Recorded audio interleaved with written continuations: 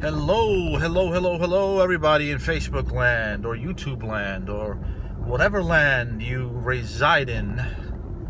You may reside in. Welcome to another excursion. It's a beautiful morning. Well, afternoon. It's morning for me, but it's a beautiful day. The calm before the storm. We're getting another major storm here in New York City. We're looking at up to a foot of snow, and I'm not looking forward to it, but you know what? I got today at least, and I'm going to make the most of it. I'm going to go out and look for my little owl friend. I was doing some thinking. Last time I went out hawking, it was before a nor'easter was set to hit last week, and I didn't see a soul. I think it was because birds prepare for storms. They can smell rain from many miles away. They know when a storm is coming. They know when it's time to take shelter or prepare shelter or reinforce their nests, etc., etc. So in this case, I'm hoping to find an owl in its little home. Hopefully it's safe and tucked away in its little cavity in a tree. There is a tree cavity that the owls like to hang out in, and it makes for wonderful photography. Seeing an owl inside the bark of an old tree, it's a shot I've been longing for quite some time now. So I'm going to take advantage of this coming storm, which should arrive after midnight here in New York City. And perhaps these owls are tucking themselves away in preparation for it. So we'll see what happens. If nothing happens, hey, at least I get out, get some sun on my face, get some exercise, and do some forest bathing. That's what the Japanese call it, forest bathing. Supposedly in ancient Japan, it was thought that a walk through a forest has a medicinal effect, not only on the mind, but our cells, the cells in our body react to the bioelectric field given off by trees, which in turn affects our bioelectric field. And I don't know, there are supposedly some scientific studies that study this phenomena, but the ancient Japanese coined the term forest bathing. I don't remember the Japanese word offhand, but I do know that when I do get out in nature, I feel a lot better.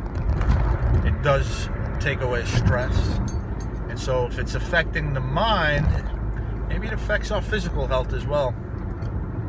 So anyway, I'm looking forward to this little excursion today.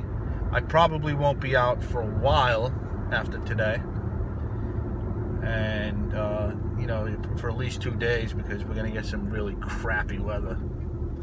And man, the sun is killing me. Oh, that's better. Maybe you guys can see me better. I don't know if that's a good thing or a bad thing, but so let's see what this excursion brings. After an entire hour of hiking through mud and almost ankle-deep puddles, I decided to stick to the main road, which was paved and much easier to traverse. But owls aren't prone to sticking to the sides of trails. You gotta go into the woods, into the trees to find them. And finally, after an hour and a half, when the sun had dipped, I finally picked through the camouflage of the great horned owl. It was dark, but he was there. There he is. There she is. It's almost time to wake up, Mr. or Mrs. Owl. Sun is dipping. The night is near. Time to wake up.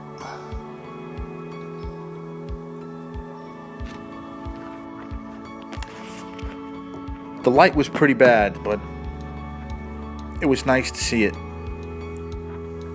It was nice to get that forest bathing session in, get some good exercise. And even though the photograph wasn't great, it's a photograph and a great look at the owl nonetheless. Well, another day, another owl. I love that owl. It's one of the locals, and there's a storm coming, so, you know. All I kept thinking was, shit, you're gonna have a rough night. Mr. Owl, you're about to have a rough night, but they can take it. They can take it. They are very, very tough animals. The toughness of animals. That's something I want to talk about right now.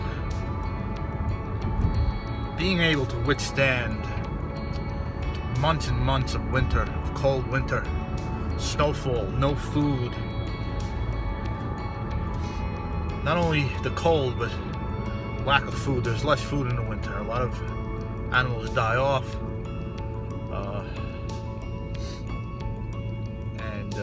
It's just not easy being a wild animal. Deer, whether you're a deer or an owl. I admire their resolve and their ability to survive. Because, you know, I look at us, I look at humanity, we're not built for raw nature. You know, we're out in the cold all day, we're gonna get the flu. Our immune systems are gonna drop. We're no longer made for that.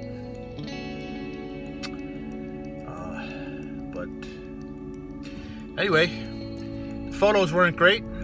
I may or may not post them at the end of this video. If you do see an owl picture at the end of the video, as usual, I always post my photos at the end of a video. So if you do see it, it means it turned out okay, but the light was horrible. I was at very high ISO when I took the shot. But it's still, you know, when it comes to owls, their beauty could